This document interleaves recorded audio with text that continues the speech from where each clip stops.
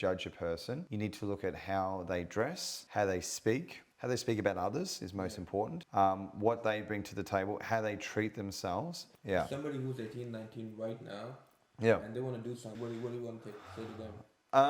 Okay, so the knowledge is power. So now he's grown to love you. No, I'm just joking. But I think it's the other way around.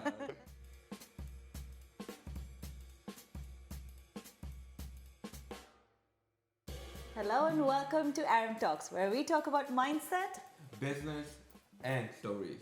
and struggles. Because as we say, everybody has a story. And today, who do we have, Anna? We have Steve with us. Mr. Steve Mac.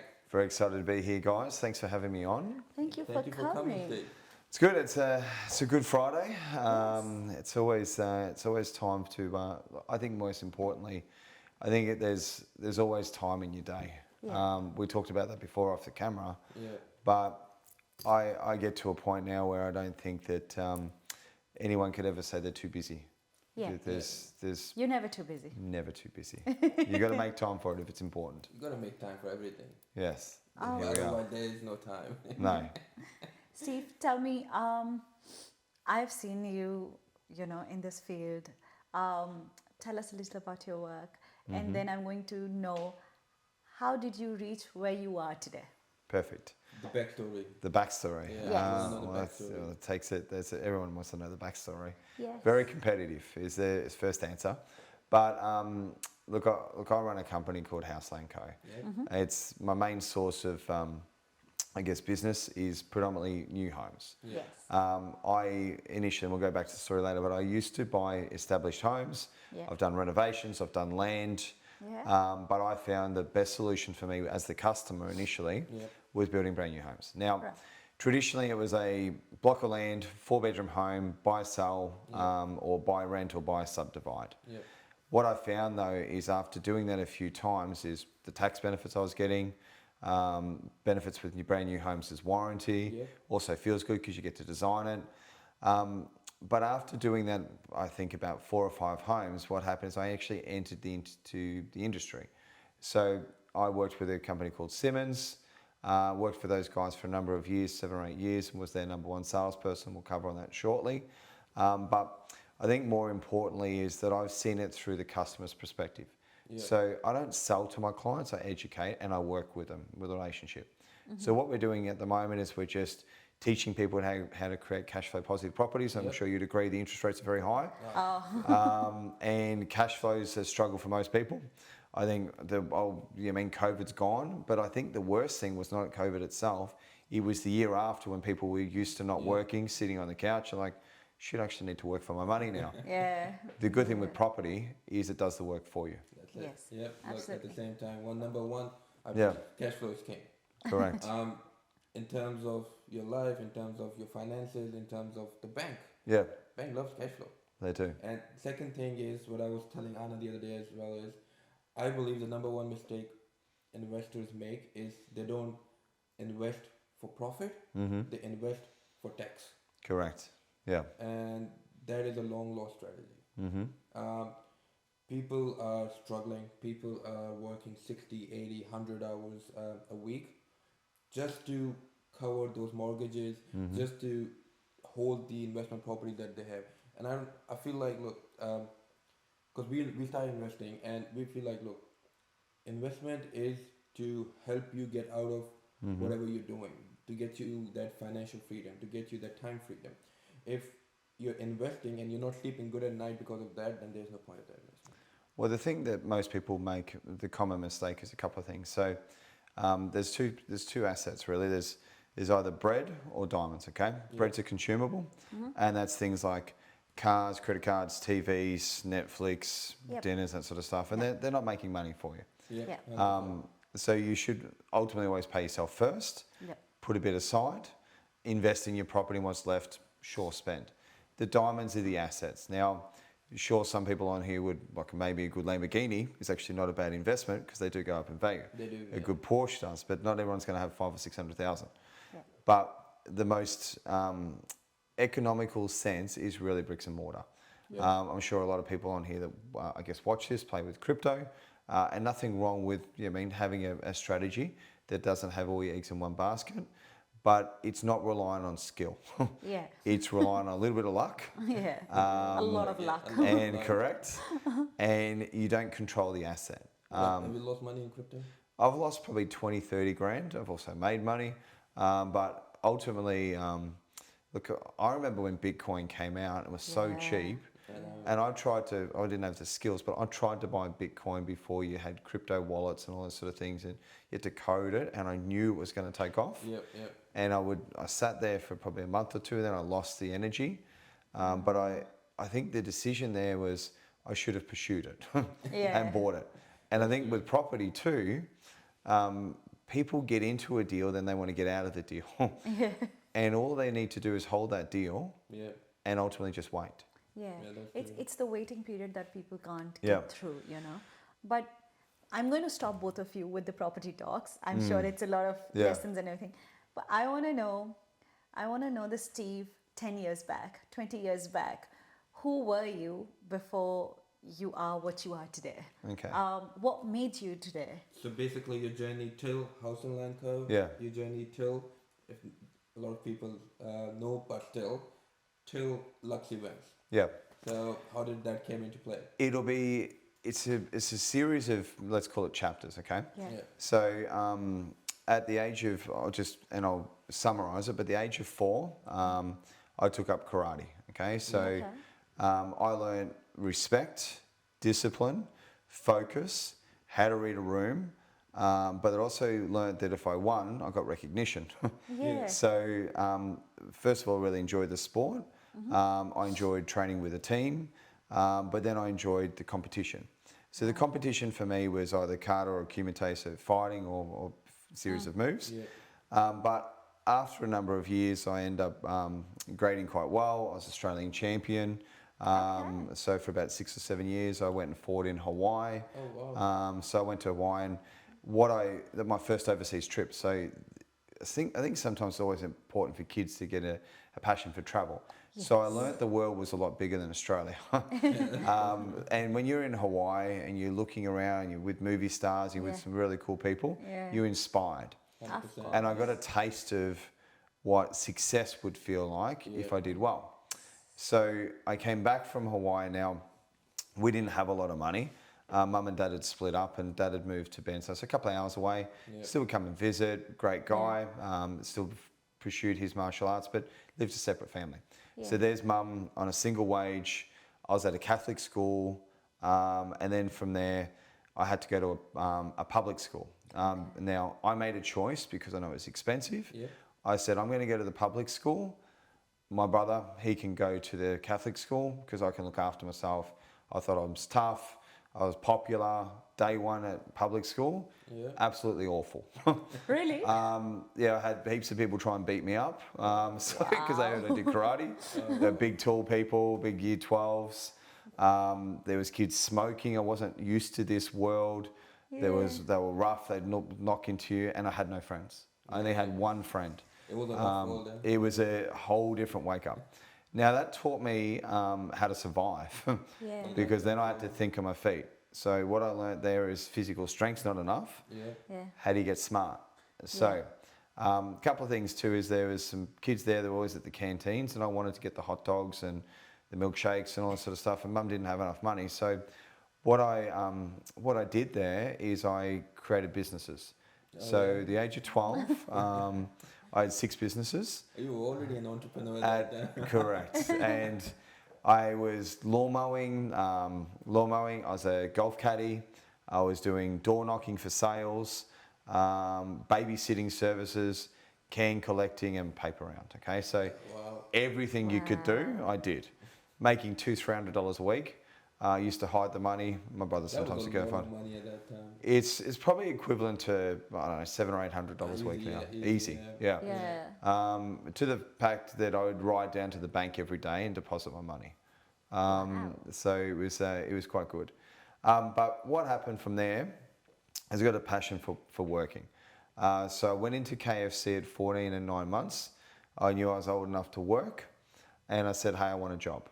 And they said, well, we're not hiring. I said, well, can I see the manager?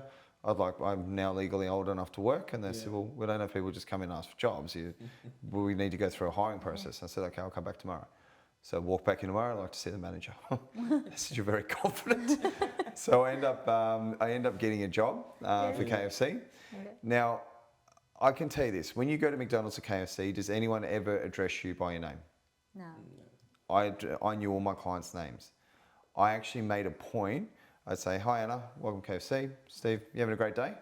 I know you want your 2-piece feed. Do you want a Mountain Dew? You want a Coke today? I knew my clients' orders. You need the orders, yeah. And even at that age, I knew giving good service was great. Now, also, it was competitive because we'd have competition trying to pack the boxes. But what would happen there is people would change lines just to be served. Oh, So at 18, I ended up working at KFC in terms of a manager. I was the youngest manager in Australia. Before they used to have kids there, they used to have 35-year-old guys or females there working there. They never had kids as managers. I was the first one to be indoctrinated and be the youngest KFC manager in Australia. That's amazing. I know.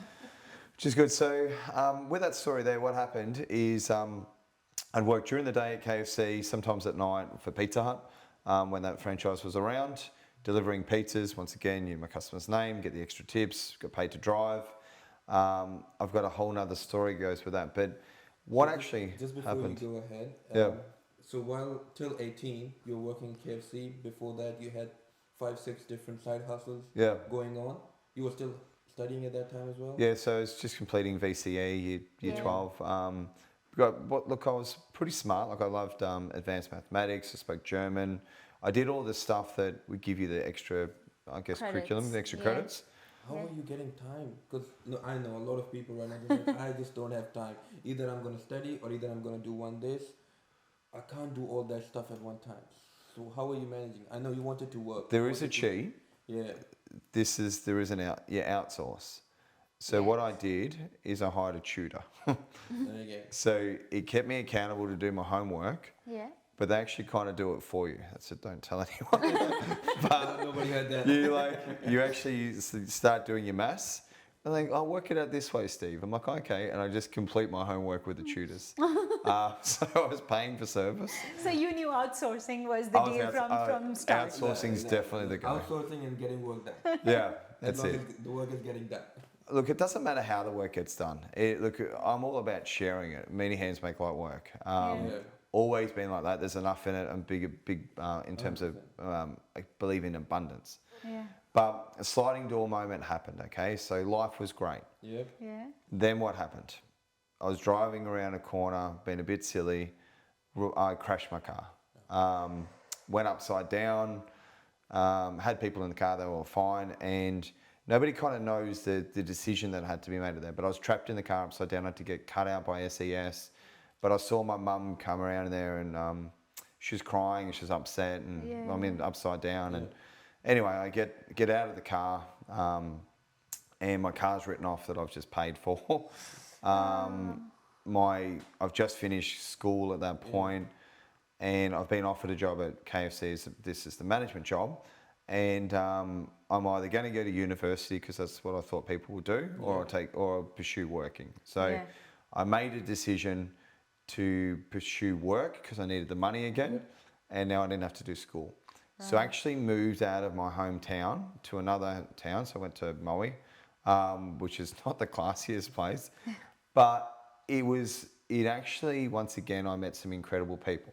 Yeah. You can't judge a book by its cover. 100%. Absolutely. These towns now, even for example, Maui, Newborough, Morwell, all these, even you go back over to Melton and all those areas there, for property investors, you got to buy where people aren't buying. So what actually happened is I did a lot of personal development. I had this thing called a vision board. I had cut out things out of magazines of stuff that I wanted, put it there, and just, I want to travel here, I want to have this much money, I want to have this, and I would just visualize it every day. And you were manifesting. That's called law of attraction. It was definitely law of attraction. I didn't know it at that time. I just thought it was cool stuff on a board. And then I was reading books. Now I read a couple of good books, but Think and Grow Rich was a fantastic book. And then Robert Kiyosaki's Rich Dad Poor Dad. Yeah. Robert was just here in Melbourne, yeah. I've spoken to Robert before. He's a great guy. Yes. Yeah, so with that, so I read the book Rich Dad Poor Dad, and I'm like, I need to buy property. So I went to the bank, and my income wasn't much. I actually had gone from a couple of grand a week to the KFC management position. It was like, I didn't negotiate the wage very good, but it was like $450 a week clear. Yeah. Okay. Don't even know how I lived on that. I actually was I got my first paycheck and I was upset because I paid my bills and I had no money left, and I'm like, I'm not used to this. Yeah. And now because I'm committed to a management position, I wasn't allowed to outsource or work anywhere else. Yeah. So I was actually hamstrung. I made a decision for the greater good, but a sacrifice at the time. Right. So I went to the bank, and the bank said to me, hey, you can borrow $30,000. I'm like, where am I going to buy a house for $30,000? Okay. And my KFC manager at the time said, hey, I'll do you a favour. I'm actually thinking of selling my house. I'll sell it to you for $29,500. I bought my first house. Wow. Yeah, yeah, The power of manifestation really worked for you. yeah, Yeah, that's amazing. yeah. But that's kind of up to them. Was that? So that was in Newborough. Newborough. Yeah, Okay. yeah. Okay. But there's a whole another story there. Depends on how deep we want to go. But it's a fast forwarding with that. I've had my. You want to stay on the service level. That's fine if you want to go deep. Oh, we can go deep. So another thing happened. We had a child. So Okay. so I'm 43 now. My son's 23. Yeah. And as a 20-year-old that just wants to go and conquer the world, I can guarantee you that wakes up pretty quick. Yeah. We made a decision to be the absolute best parents that we could do. So my whole lifestyle had to change. Yeah. Right. And that really matures a 20-year-old, I guarantee you. I'm sure. That adolescence that I had was, I'm still, still playful, was gone. Yeah. Trust me, I know. It's a toughie. So Hey, you're 30 at least. 29, I haven't even Okay. turned 30 there's yet. no sleep, there's different 29. things. Yeah. 29. But it's a beautiful feeling, okay? Yes, And it is. then you go from working for money, for working for others, for working for contribution. Yes. Yeah, yeah. So did that, bought a few more houses. But what really sort of happened was that I started buying all these old houses, and then I started getting hit with maintenance, like re-stumping, rewiring. It was just terrible. And that was very costly. And I'm like, oh, there's got to be a better way. So what actually happened is my KFC job that fell apart. I didn't turn up for a shift, but it was already coordinated that someone else had asked me. They'd actually asked to change a shift, and they were meant to do my shift. Yeah, okay. Meant to do theirs. They didn't turn up. So it was put on me that I hadn't shown up when in fact I'd actually done the right thing. Yeah. But I'm very big on principle. My boss rang me and abused me and said, "You're fired." I said, "But I actually haven't done the wrong thing." Yeah. I said, "You've made a mistake. This is who's meant to be on." But the fact that they were prepared to let me go in that instant showed my value wasn't worth much. Yeah. Right. So they rang me back the next day and they said, "You're not fired. We're good. We're sorry about the mistake." I said, No. You fired me yesterday. I'm down. I'm out." Yeah. Yeah. So went to the newspaper. Nowadays it would be Google, but went to the newspaper, look in the classifieds, look for jobs, and find this. It's like I was actually thought I'd go back to school, and I found this management course, like Certificate 3 in management. Yeah. I'm like, I'll do that. Studying sounds great. So I drove back to Traralgon, walked into this car dealership to meet a manager, to meet a guy, and I talk about this Cert 3, and he goes, "By the way, we're actually hiring. Would you like to sit in on an interview?" I said, "Sure." I walk in, and I don't know why, but I dyed my hair blonde. I was a bit silly. So I went and sat across 4 people, and they interviewed me, and I was just, "Who are you? What are you doing?" This sort of stuff. And I said, "I'd love to sell this for cars." I said, "Love to sell cars." And then he goes, "Where do you see yourself in 5 years?" And there's a guy interviewing me, and there's 3 other guys. I said, "Well, what do you do?" He goes, "I'm the dealer principal," which is the highest rank you can have. Yeah. I said, "I'd like your job." So he laughed at me. That was gutsy. It was gutsy. I ended up getting the job. I read my report years later. They actually showed me my interview notes. It said, very cocky, will make great salesperson, needs to cut his hair. Yeah, that's it. So, look, that was a lot of fun. But what happened there is I sold cars, used cars for 12 months. So this is like the old houses. Yeah. Now, I learned what's called a 6-position sell. This is where my sales skills come from nowadays, but it's a meet and greet, qualify, you show the product, you go for a test drive, you do a trial close, and you close. It's literally anybody that's selling cars knows how to do that. It's 6-position sell also, where you walk around the car and then you show them the motor, what their main features are, but you need to always identify what people's features are, what their buying motives are. Yeah. I learned so much skills in those times, but the challenge that I had is I worked without gratitude. I would sell sell cars, and I still get treated like shit. I would have to be the first in, the last out, no thank yous, move the cars around, pick up cigarettes butts off the ground, but I was determined that I wouldn't let this person beat me. So I worked for a year, and one of the perks of working car yards, you get to drive new cars all the time. My first car was like, I swear it was a joke, like a pink Micra. It was an insult, okay? But I drove it, and I went, I've got you. The only way from here is up. I drove that car with pride, and I'm like, I'm going to own it. Some people would be sour about it. I'm like, now you have to give me another car. And then, because I'm going to sell that car because I hated it. So I sold it, and then I'm like, I need another drive car, please. And I worked my way up, and I said to the manager, I said, if I sell 3 cars in a day, I want that car to drive home tonight. So I was able to entertain, get nice cars, fuel, and live a lifestyle that I didn't have to pay for. We'd almost say outsourcing. Outsource my life and had this lifestyle.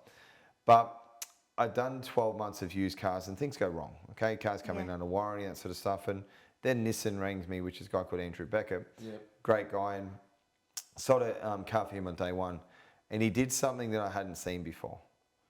Put his hand out. He said, well done.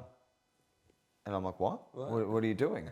And I'd never been thanked in my 19 years really for anything I'd ever done. I just knew to do it and I get a result. But I'm like, oh, this feels good. Now I'm not driven by fear. I'm not driven by proving myself. I was driven by passion, which I changed my... So I went from my head to my heart. And I'm like, this feels good to do good things. So that's kind of where we're up to there. I've got more story, but it depends on how you want to go. Tell me, when all of this was happening, were there times when you wanted to give up? Not at that age. No, but still, look, when you're 19 or 20, you're still pushing it. You're strong. You actually, even the day when I rolled the car, I got out of the car, went home, went to the movies. That's it. You don't even think about it. Age, you're like, you shake it off. Now, if I had that same damage, even if it was a hangover or was anything else, it would take me a few days to recover. So I think when you're younger, you're strong. That's where you're the most. That's where your resilience is. But that's where you learn your lessons. But the trick is not to keep repeating them. Somebody who's 18, 19 right now. And they want to do something. What do you think? What do you want to say to them? Okay, so the knowledge is power. So what I would do, 18-year-old. First of all, you got to look after your physical health. So go to the gym. I'm sure they all do that. Then reading, 100%. Now, when you read, don't just read. Read personal development books. Read autobiography. Read books that you're passionate about learning. But really be the best in your class. So read more than your competitor. And also too, when you're reading, read with your finger. So you actually absorb quicker. But a highlighter is what I do, and fold pages. So I've got my favourite books where I've read the book and I sometimes get inspiration. I'll do that. So fitness, mindset in terms of reading, definitely a vision board. You need to know what your goals are, short term, long term. So short term could be 7 days. Hey, this time I'm going to go to the gym 4 days. I'm going to do this, and they're called habits. Long term can be anything from 30 days to 6 months to 12 months to longer. But as a 19-year-old, you're only going to think 30 to 90 days ahead. Yeah, that's true. Where do I want to be? Who am I going to be around? Then from there, what I would also encourage the young kids to do is networking. Yeah, You need to hang out with peers. Yes. So, yeah, that's true. the best advice I would give somebody, let's say they want to get in real estate, car sales, whatever it is, put your hand up and say, hey, I'll even go work for free. Can I do your paperwork? Can I do your social media posts? Can I do this? And you need to follow somebody around and watch what their habits are Yeah. and learn from them. That is That's one the thing, main thing yeah. you need to do. That's great, because that's Yeah. I think the last thing which you said, work for free, Yeah. get the knowledge, get the Yeah. skill first Yeah. before going out and crushing it. Correct Because you me need if that. I'm wrong. Um, like these days, people are very short-sighted. That's Yeah. what I was about Oh, yeah. to say. Look, Yeah. Yeah.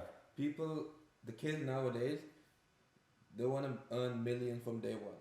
They don't want to do the work. It's just And hard work. especially they don't want to do the Yeah. work for free. Yeah. Like, they're very, very, very short-sighted. We know a few people. Yeah. They just don't want to do the work. They think They they still think want- when Yeah. you are when they see someone already become someone, they think, because I believe, like, personally I believe like social media has created this land, this Yeah. la la land where everyone thinks success comes overnight. Yeah. Like how you were telling us a story. You started working since the age of 12. You Well, I know? actually started working at 5. 5. But I ran businesses at 12. Yes. My I didn't first even job, know my that first who I job was was at at 5. Yeah. So I you see, didn't even know who Yeah. I and was. once you're telling this story, I'm sure it wasn't easy. You know? No, it's look at never. Okay, so amongst all that, you've got parents splitting up. You've got friendships to maintain. Yeah. Yeah. You've got relationships in terms of just even if you're not dating, but there's a girl you like when you're 8. Yeah. You might have like I bought a girl a bracelet. It cost me $100, and she dumped me the next day. I didn't get the bracelet back either, so I'm like, that one hurt. But but what I learned, there's a lot of lessons there. But it was never hard, and I had a lot of kicks in the guts. But Yeah. the biggest thing that I learned was this: is that all I have to do is either A, beat me, which is be better than you were yesterday, which is it's saying that everyone says, but it's not always possible. Okay, Yeah. You're never going to get. Otherwise, you'd just be Arnold Schwarzenegger. You're just Yeah. going to have to keep going. But what you do need to do is you need to have a benchmark. Yeah. So if you're running, you need to know who you're chasing. Yeah. But you always need to have a guide mark, and then occasionally you need to step out of that lane and reassess, because sometimes you're chasing a carrot, you're going in the wrong way. Like your Yeah. direction's wrong, Yeah. and you could be going the wrong. So that's where mentors would come in. Oh, 100%. Yeah. I'm big on mentors. Now I want to know what got you into properties. Yeah. So properties. How I got into properties. So I was buying houses, was selling cars, but the main thing that happened with the properties, apart from all the personal development and going to the seminars and all that sort of Yeah. stuff, is that when people come to buy the cars, Yeah. and this is when I was working in new cars, but I used to ask them, and I built a good relationship with them, have a coffee and build a relationship. But I said, how did you make your money? What do you do for a living? But I asked questions that were, not invasive, but I really wanted to know how these people, how they got their success, like what we're doing today. Yeah. I want to know their story. Now, I guarantee you, a multi-millionaire, he's always got a few wise words. They want to share with you nuggets, and they kind of guide you a little bit. Yeah. Listen here, son, and they sit you down, and you're like, you think you've heard it before, but you need to keep hearing it, because the reason you keep hearing it is because you're not doing it. Yeah. So most people listen to things, but they don't put in action. So what happened is I met 3 types of people. One was a repeat customer, kept buying new cars all the time, like it's silly, like why you pack? You just got in your finance, but good for me, but not good for them. Yeah. Yeah. But I would do the best deal I could. I know they're a repeat customer. They want to buy a new Yeah. car. That's fine. Then some other people would buy it through businesses, so I learned about tax advantages. Yeah. And I would sit in on the finance when they do the finance, and most people weren't looking at rates, but they look at repayment. So cash flow was coming into that. And then I was thinking, then I heard Claudio talking about how he had property. And then I asked his customers that would sometimes just come in, write a check and just buy it outright. They had property. So 2 things that they were doing different. One, they didn't borrow the money from the finance. Let's say it was 10%. Yes. Now, I wouldn't advise this typically on property, but whether you get your money from a house, a property for a car loan or a personal loan, you're going to pay 6%, 10%, or 14%, but 20 grand is 20 grand. Yeah. Why don't you pay 6% for your 20 grand instead of 10% or 14% and just pay it down quicker, not spread it over 35 years? But some people pull the money out of their property. Yeah. So I learned that property was the answer. And the main pivotal moment that had happened, this is where I went into new properties, Right. Yeah. was I did a renovation. Have you done a renovation before? No. No, Oh, don't we're do them. thinking. They're horrible. Horrible. That's our thought as well. Like, I'm very good. It feels good to smash things apart. So imagine you Yeah. came in here and you smash up your kitchen, you pull out your laundry, and you're like, "That's a renovation. I feel like a renovator now." That bit's easy. Yeah. You get a dumpster, you put that out the front. You got to put it back together. Now, but I'm not very good technical. yeah. Outsourcing once again comes to my mind. But I was living with a partner and she's like, "This is really messy. I don't want to live here. This is a 6-month goal." And she says, "I'm going to move out to mum's. We're fine." I said, "Well, babe, we've just pulled this house apart. We're going to do a reno together. This is our couple's goal." And she goes, "Love you, but don't want to live here." So Fair enough. I had 2 weeks to put together something that was like a renovator's delight that was meant to be 6 months to build a kitchen, Yeah. a laundry and a bathroom actually. Now, keeping in mind, I don't know how to renovate. Yeah. I know how to break things. So I got a plasterer in, I got the kitchen cabinet maker in. We would work 24/7. I had no sleep. Oh wow. I finished the house. We moved out, put a tenant in there, and I went, "Jesus, that is so hard. Yeah. I will never do that again." Wow. So I was burnt. I was fatigued. And then that's the point there where I wanted to give up. That's that there. I'm like, was a moment where I'm like, I'm not invincible. There needs to be a smarter moment because I was thinking about that question. At that bit, I felt defeated because I was exhausted. Oh, I knew I'd achieved it, but we literally walked out and the tenants moved in within 10 minutes. It was that close. So what I did is that it must be an easier way. So I went on realestate.com, my favorite little thing, yeah. and I just went in price order, cheapest block of land you could buy.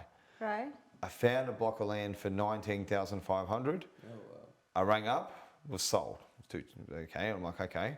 So then I found another block of land for a little bit bigger for $39,000.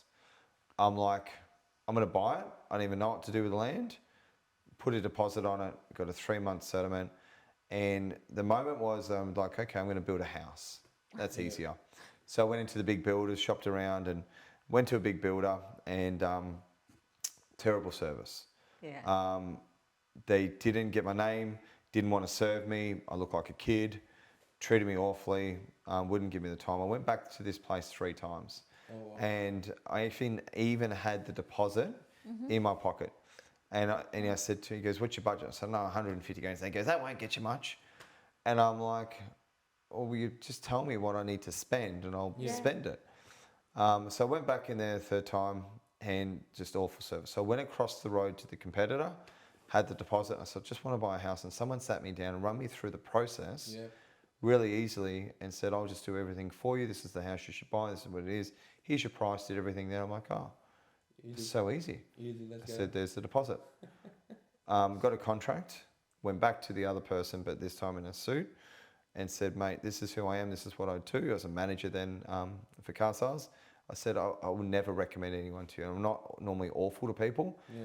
but it Yeah. annoyed me beyond Oh, I'm sure. doubt. 100%. So much that it annoyed me that I ended up quitting my job to go and work for the same company that sat across the road from him so I could sell against him.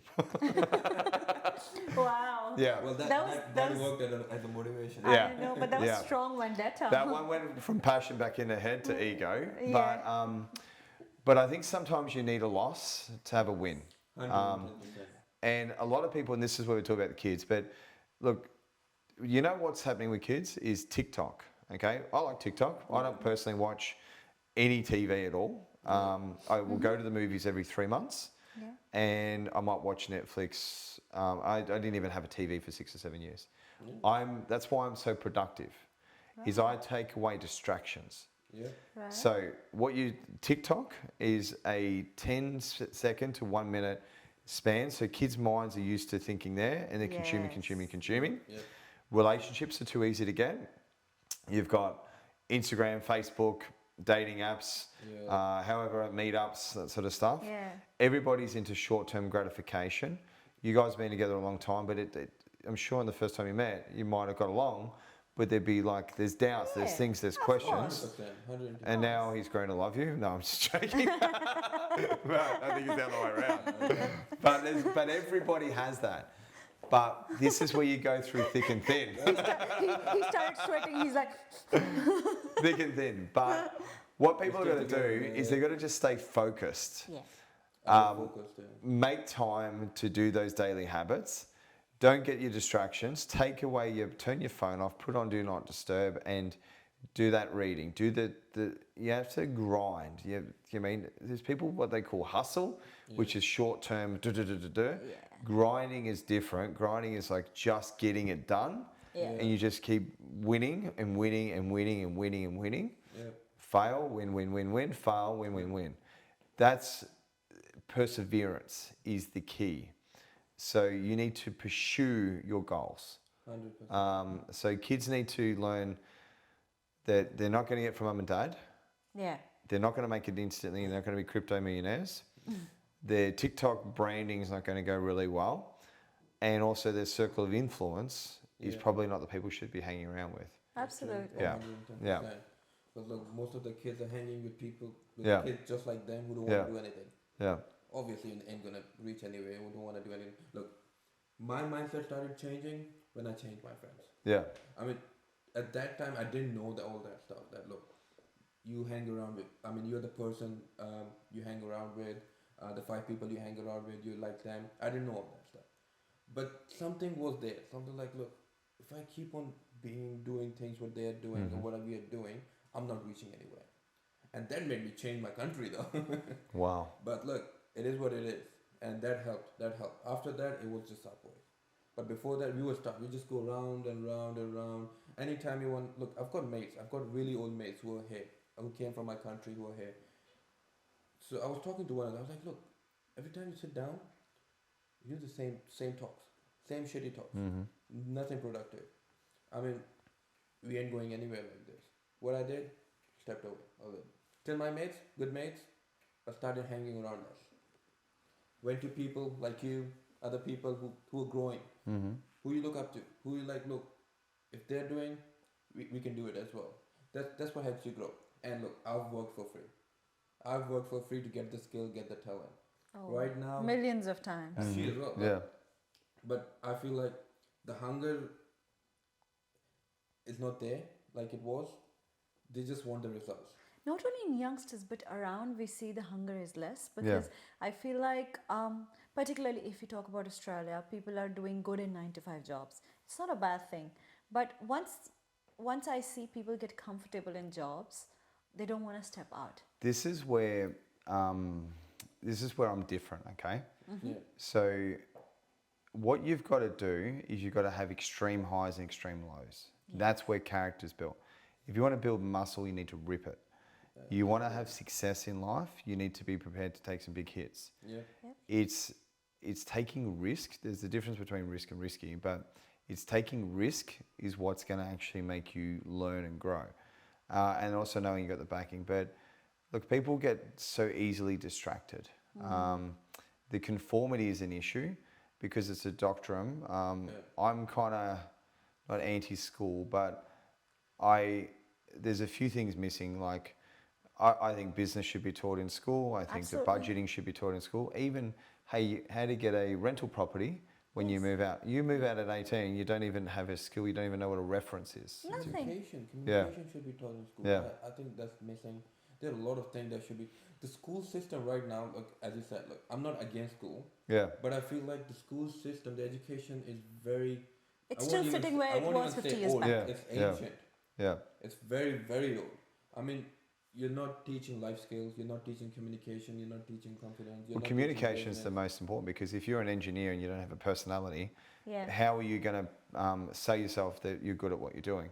Yep. So it is all about working together. But I think the other way, if they want to speed it together nowadays, is syndicate. Okay, so I think what's happening also is people's goals aren't big enough. They're happy. So, look, you can do a 9 to 5 job and then you go home and do that. But the way I look at it is this, is if I was young, I would work more because I'm not spending while I'm working. I'm actually getting paid to work, save more, still donate more. Yeah. And I would invest, which I would heavily, into mentors and personal development. I think that's the most important skill that youngsters can learn. I think what's happened nowadays, though, is people have been smashed around so much. They've had a tough couple of years. Yeah. They're in a bit of pain. At the moment, people are bleeding. The mortgages are, they're expensive. Yeah. And they need to find different solutions. And they're also looking for those solutions in the wrong areas. Yeah. It's too much drugs, too much alcohol, too much obesity, too much. Yeah. Look, I think you need to, if you're going to judge a person, you need to look at how they dress, how they speak about others is most important, what they bring to the table, how they treat themselves. Yeah. And then there's also what goes on when there's no one watching. What habits are they doing there? That's the only person that's accountable for that is the person in the mirror. And I think what people need to learn is to think in a more positive manner. Yeah. Manifestation, as we would say. But I am manifestations. But that's not, the spiritual side of it's not taught, the universal side's not taught. But I think if you really want to learn a bit about the world too, you should go travel. Go to other cultures. Because traveling is number one. Yeah. If you want to learn, if you want to grow, traveling. You need to see that the world is very big. Just people say Australia is big, the world's bigger. Australia is just an ant in front of the world. So you need to travel, and that's what we're trying to do as well. We want to travel, but with that, how did Lux came into play? I like this. Okay, so so fast forwarding, been networking forever. I'll give you a skill. Okay, so what I learned is when you go to a networking event, there's different types of networking events.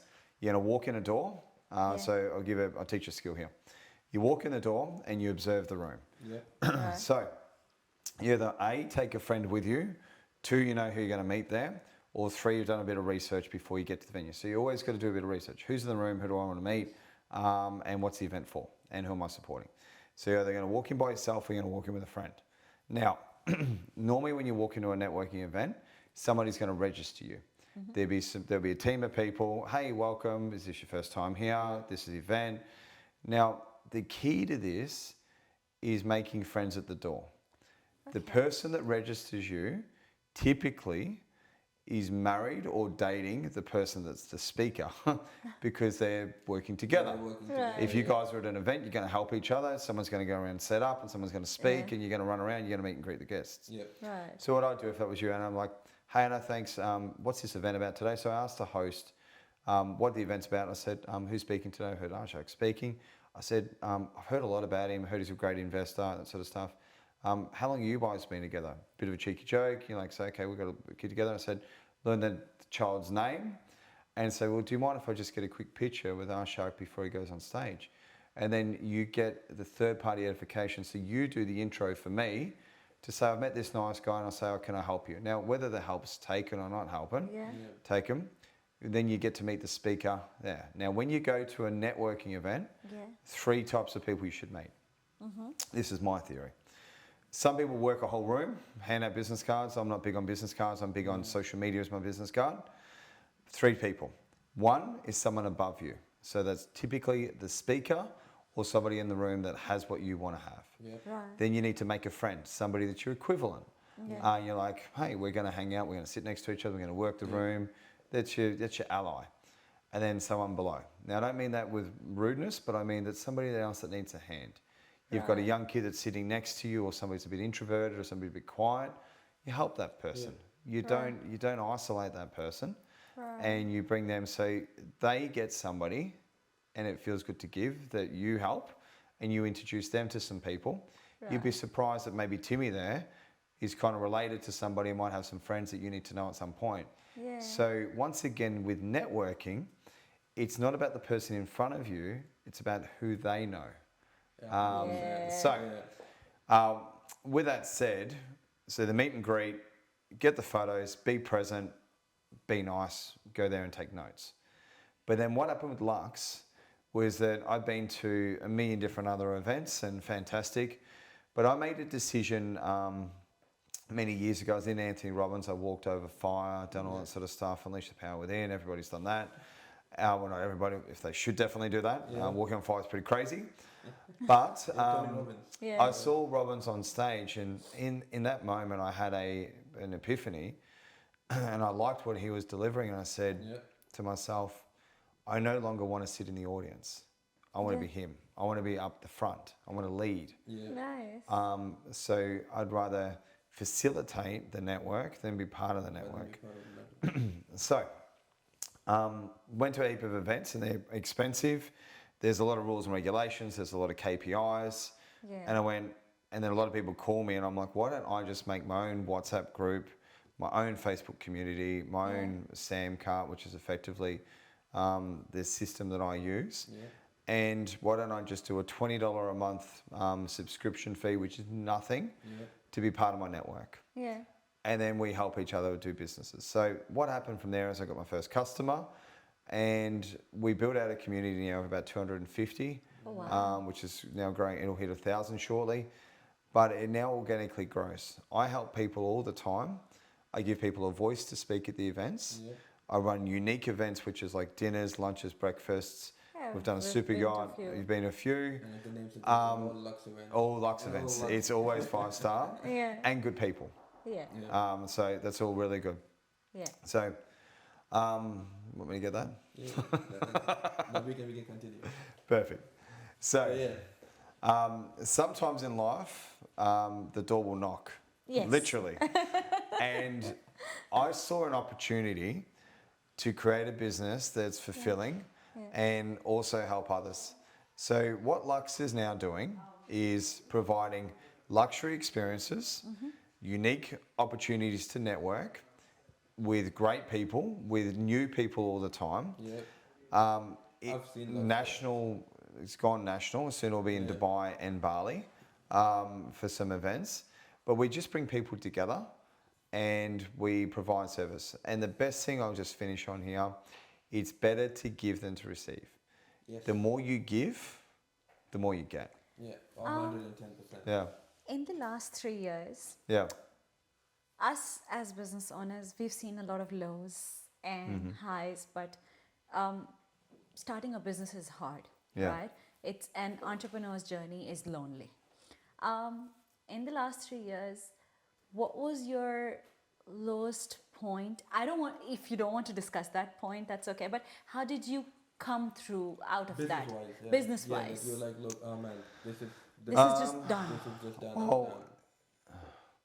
Well, probably a few things, but there's a couple of things that I haven't talked about, but moving away from your family from Traralgon to Melbourne and to take a new job and to be promised the world and it not be fulfilled, and then you lose not hundreds, but a few $100,000, and somebody owes you that and you don't get paid on it, put me in a very challenging position. I'm sure. Nobody would know this, but I would suit up and I was fit and that sort of stuff, but I've slept in a car before. I've slept at the beach. I went to the gym because I needed a shower and I needed to get fit and that sort of stuff. But I've lived in Airbnbs. But I had all these assets, but I had different things going there. And business-wise, it's really hard to show up when you're really struggling. But importantly, what I learned was a lot of lessons there is that in your darkest days, sometimes are your best.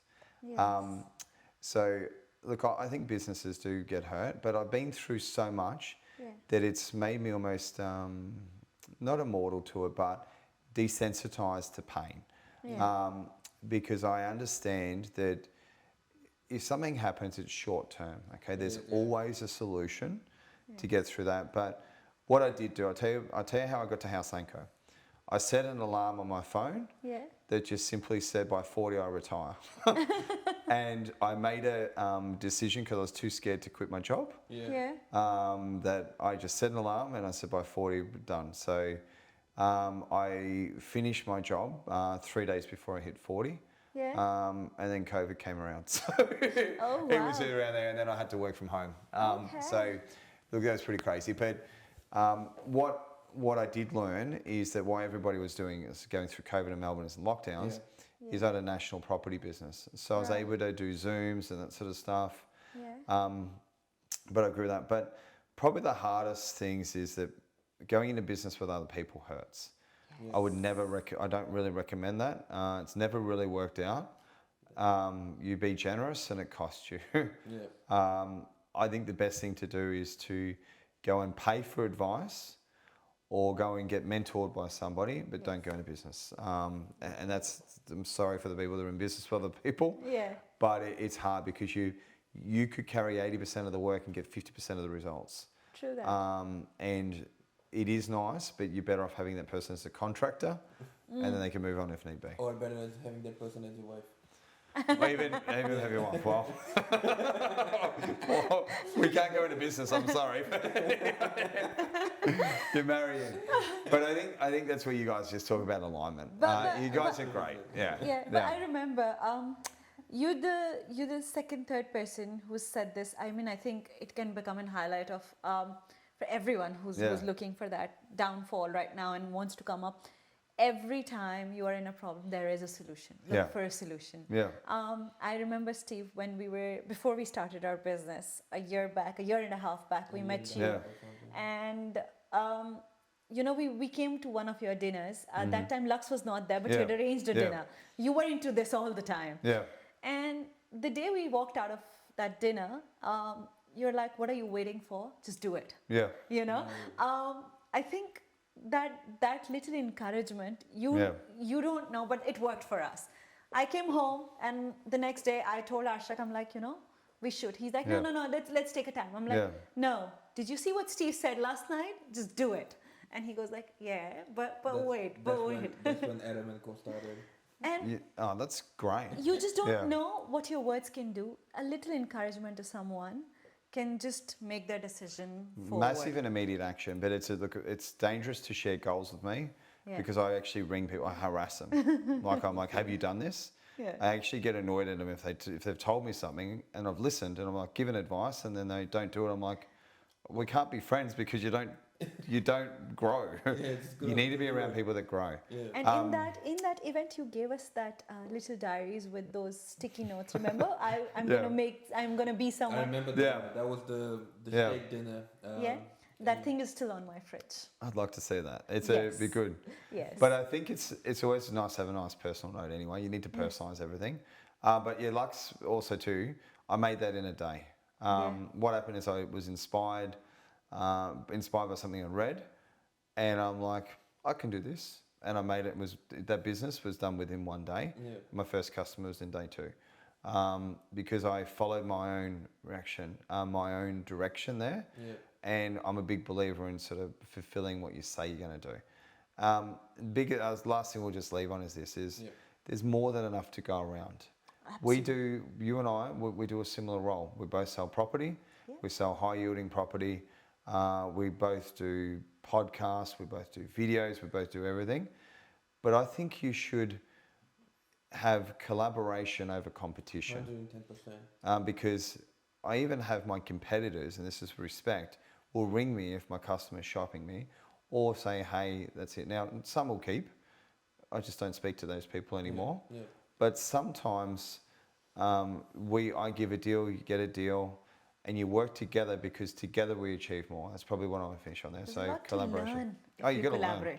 And I'm look, learning off you guys now. Like you look at it a year and a half later, we've got a studio set up. You've got a business. You're doing seminars. You're interviewing each other. You're interviewing other great real estate agents now. I'm seeing your business grow. But what I'm really noticing, and this is just feedback on your brand, but the caliber of people that you're attracting. Remember, you came to me initially. Yes. Now I'm coming to you. So the roles get reversed. You teach people how to succeed, and you never know that student could end up becoming your friend, your wife in some cases, or a mentor, or the person that you need is your lifeline. Yeah. So I'd leave it with this: just do good. Yeah. Help people, Absolutely. and it'll come back. I think I'll definitely live on that. I I'm think not yeah. continuing after this. Beautiful. Yeah. Well, It was an amazing session, Steve. Thank you you, very man. much for coming. Thank you. Yeah. It was full of nuggets. Yeah. Yes, Full yes. of information. Um, Amazing. I Thank you. think every time you sit with someone and you just get to know them more and more, and just learning how, looking at an outer, it feels like, okay, Steve has done it overnight. Yeah. But now when I hear the whole story, it was a long ride for you. There's a lot of trials and tribulations, which is sometimes personal as well, but it's so hard to cover it in a short amount of time. Absolutely. And also, too, for the benefit of always the viewers, I'm hoping that the lessons I share, that they don't have to go through. Yes. But more than 9 to 5, get 2 or 3 side hustles Yes. and have the money work for you. So, That should be the goal. I mean, just invest in property, Yep. put a bit away. And last thing, did you know that most people are only really a flat tire away from being broke? You need to really have that protection there, because nothing worse than something going wrong.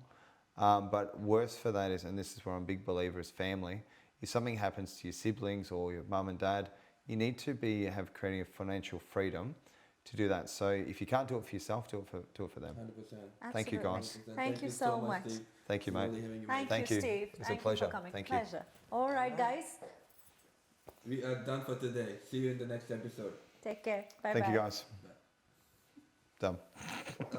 We just waved to our visible audience. No.